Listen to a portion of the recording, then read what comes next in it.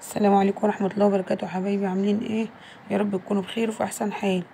هو طبعا الفيديو بتاع النهاردة مش خاص بالاكل ولا حاجة، بس ده مقطع من بيتي لما جه الزلزال الساعة 2:10. وطبعا كان الوقت متأخر وبنتي كانت قاعدة بتلعب، لان انا كنت بصور فيديو.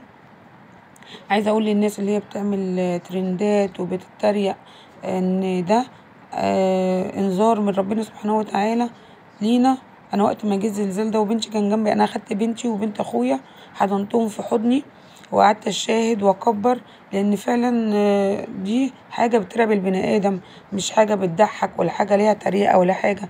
ده حاجه عظيمه من عند ربنا، بينزل بين البني ادمين والبشر على اساس يتعظوا. طبعا لا، مفيش حاجه. فطبعا البشر بيتريقوا وبيعملوا ترندات على ان هو انا كنت نايمه وملحقتش الزلزال وانا مش عارفه ايه. لا والله العظيم ده انذار من ربنا. طبعا في الوقت ده احنا كنا مرعوبين، انا وبنتي صغيره وبنت اخويا صغيره، لان هم اول مره يشوفوا زلزال، والعماره فضلت تروح شمال ويمين بينا واحنا مش عارفين هو ايه. بس انا جه في خاطري في الوقت ده ان هو زلزال.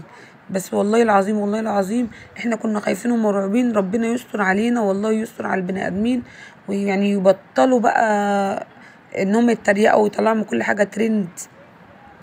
لازم كمان في الوقت ده يبقى راضي ربنا عننا باذن الله.